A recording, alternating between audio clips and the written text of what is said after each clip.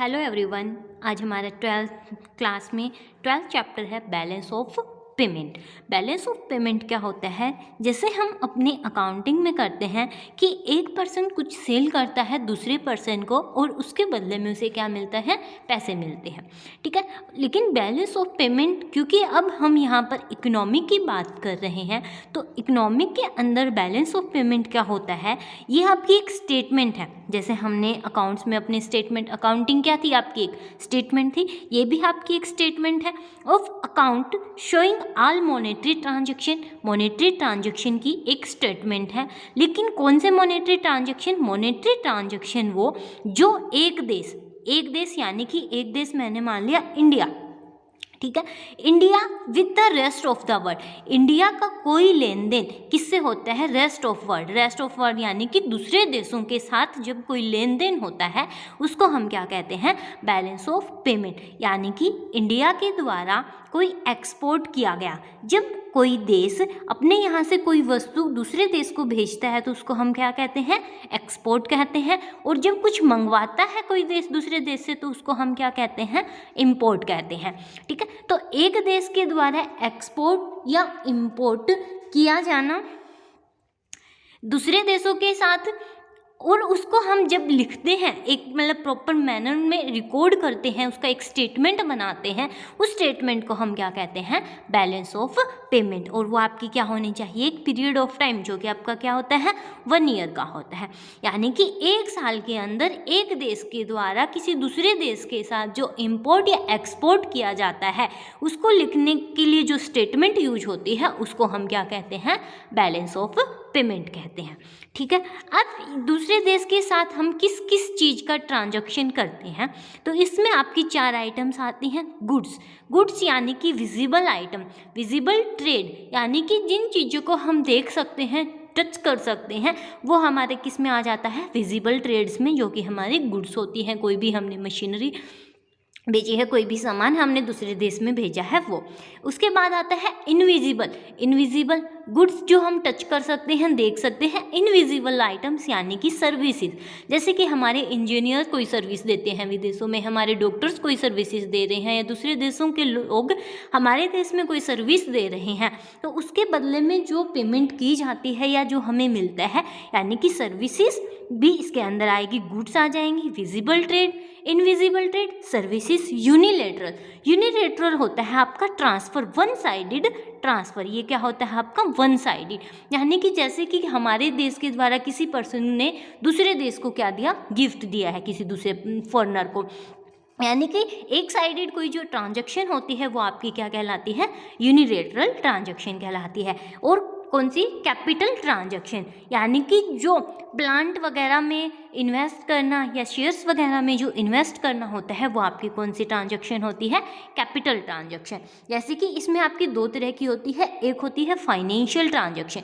Financial transaction यानी कि जो हम किसी भी बॉन्ड या शेयर में अगर हम पैसा लगा रहे हैं तो वहाँ पर क्योंकि हमने किसी दूसरे देश के बॉन्ड लिए हैं या शेयर लिए हैं, यानी कि हमने वहाँ पर इन्वेस्ट किया है, हमारा पैसा जा रहा है, तो इस तरह की जो ट्रांजैक्शन होती है वो फाइनेंशियल ट्रांजैक्शन कहलाती है। और रियल यानी कि किसी दूसरे देश में हमने कोई प्लांट, मशीनरी, कोई लैंड ले रहे हैं, वो हमारी कौन सी ट्रांजैक्शन होती है? Real transaction.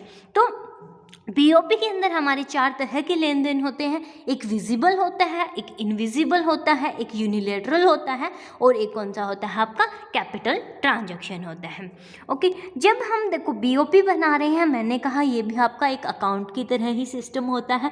तो जब हम इसे अकाउंट की तरह ही कह रहे हैं, तो जैसे हमने पढ़ा अकाउंट में डबल एंट्री सिस्टम होता है, तो इसमें भी हमारा क्या होता है? जब हम इसके लिए स्टेटमेंट बनाएंगे तो इसमें भी हमारी क्या होंगी? 2 साइडेड होंगी, यानी कि डबल एंट्री होगी। एक कुछ हम भेज रहे हैं तो यानी कि कुछ हमारे पास आएगा भी, डेबिट होगा तो साथ में क्या होगा? आपके पास कुछ ना कुछ क्रेडिट। यानी कि यहाँ पर आपकी दो साइड होंगी, एक डेबिट साइड और सेकंड कौन सी, क्रेडिट साइड। और ये आपके किस रूल पर मतलब चलेंगे, ये आपके जो रियल का रूल था, सॉरी नॉमिनल रूल है कि डेबिट यानी कि जो आपका आउटफ्लो होगा उसको आपको क्या करना है, डेबिट करना है, यानी कि माइनस की आइटम्स आपकी कहाँ जाएंगी, डेबिट में जाएंगी। और क्रेडिट में अगर इनफ्लो होता है तो वो आपका कहाँ जाएगा, क्रेडिट साइड में आएगा।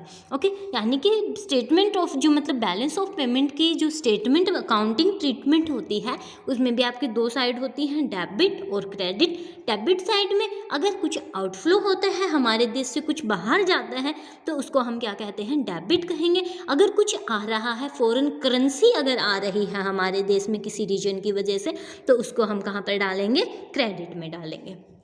ठीक है, और उसके बाद आगे टॉपिक आता है आपका बीओपी कैन बी, कि बीओपी का जो बैलेंस होता है वो क्या हो सकता है आपके लिए।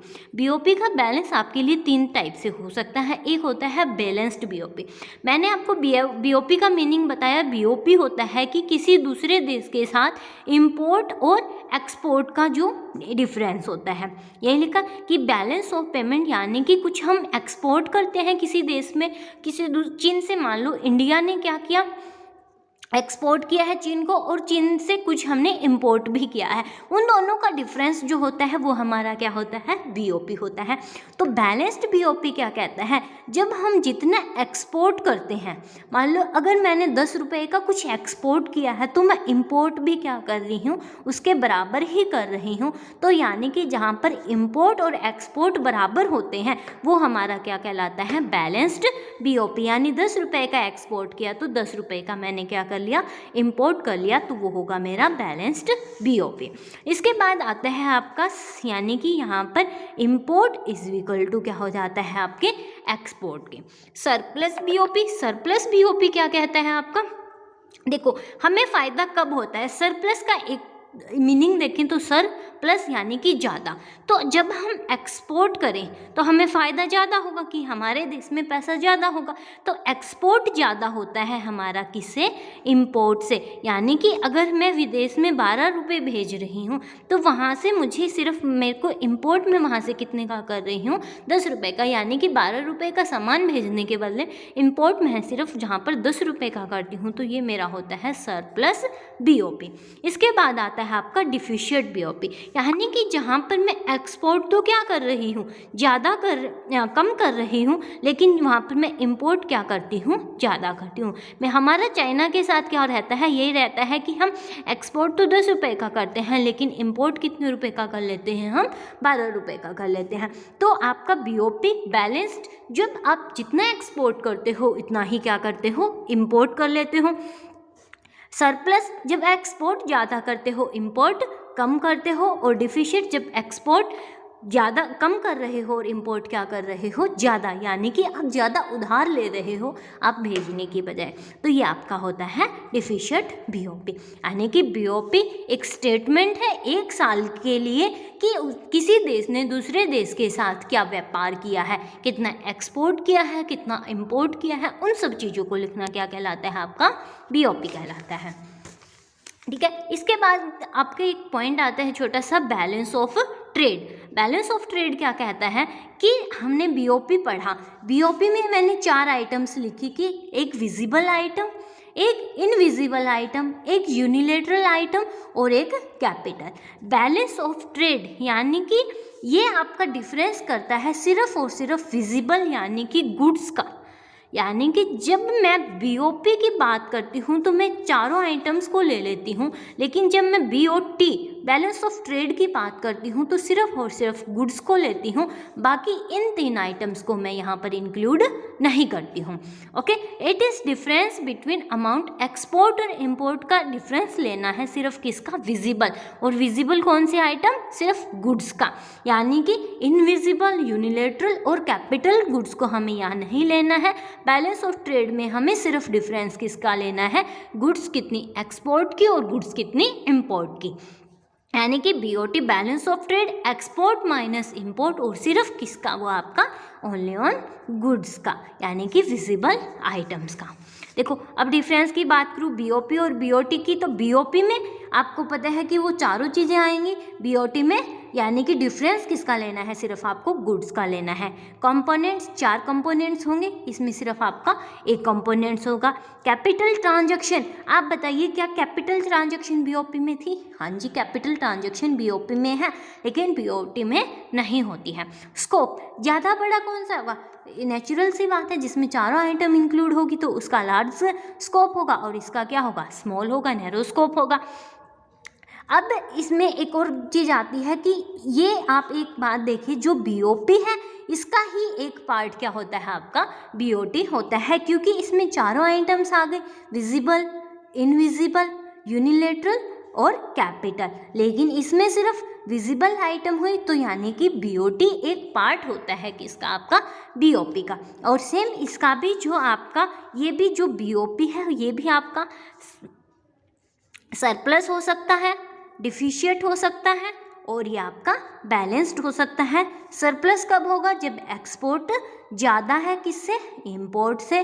डिफिशिएंट जब एक्सपोर्ट कम है आपका किससे? इंपोर्ट से। और बैलेंस जब एक्सपोर्ट इक्वल है आपका इंपोर्ट से।